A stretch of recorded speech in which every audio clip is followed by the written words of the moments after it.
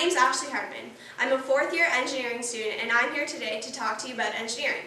But before we get started, I want to tell you a little bit about how I got started into the profession. So who here is 100% absolutely certain what they want to do for the rest of your lives? Look around at your classmates. Nobody knows. When I was in high school, I could barely tell you what I wanted to eat for lunch or what I wanted to do on the weekend. These days, there are so many options. You could get a trade, start a business, go to university, go to college, travel, etc., etc. When you're 17 or 18, the world is your oyster. So I thought to myself when I was in your position, what now? For me, grade 11 and 12 hit kind of like a bag of bricks. I had my parents breathing down my neck saying, "Ashley, make a decision, make a decision." But I didn't know what to choose. So I started thinking, and then I did some more thinking. So, like all the greatest inventions in the world, I decided to put pencil to paper and make a like and dislike list. So I decided that I liked math. Calculus was kind of a forte of mine. I decided that I disliked blood and guts, so anything in the medical profession was kind of out for me. I also really enjoyed science. I loved to go to chemistry and physics class.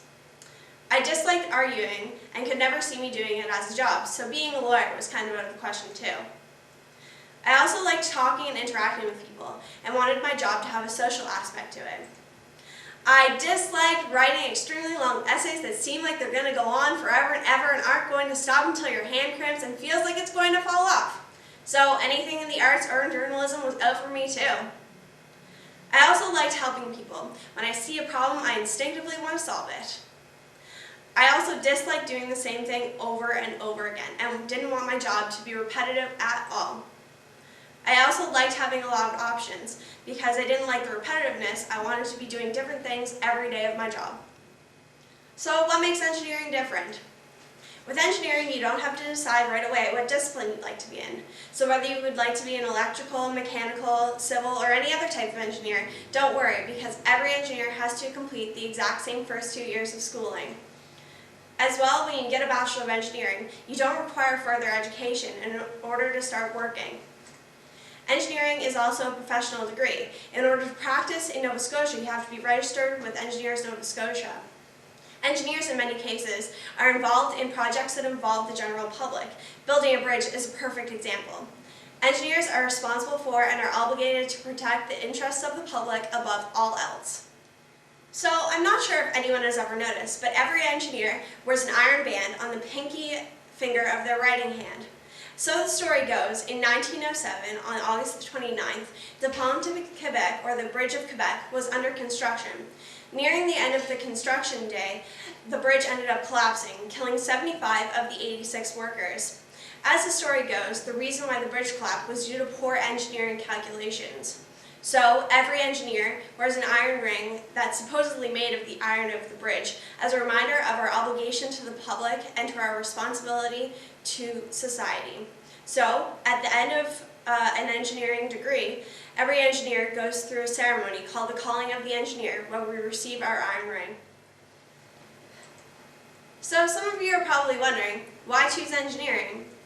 There are hundreds, literally thousands of job opportunities out there for engineers. Engineering is also specific to your interests, so whichever industry that you choose to work in, there's probably a career for an engineer. Engineering also provides competitive salaries. A junior engineer can make as much as $80,000 a year, whereas on average, a junior engineer will make about $60,000 a year. Engineering also provides a variety of social networking experiences. Sometimes in industry, it's not about what you know, it's who you know. And with engineering, you'll have the know-how to get the job done and know who to talk to in order to get a job after you're done school. So some of you might be wondering, how can I become an engineer? If you're interested, here are some steps you can take. You do want to finish high school. Definitely take pre-calculus or even calculus. Definitely take biology, grade 11 and 12 chemistry, and grade 11 and 12 physics. You don't want to pick your nose all day and dream through class. It'll come in useful someday, I promise. You also want to set goals for yourself. It can be as little as, I want to understand this concept today, or I want to finish this assignment. you don't want to wait to apply. And I'm not just talking about applying to university. I have a lot of friends that started off in a Bachelor of Science and then eventually said, I don't know what I'm going to do with my degree when I'm finished, and then they ended up switching into engineering anyways, and then they were behind a year, even 2. You also want to work hard to achieve your goals. It's fine if you can set goals for yourself, but you have to be able to get them done as well. You also don't want to lose sight of your goals. So, if you're interested, apply now.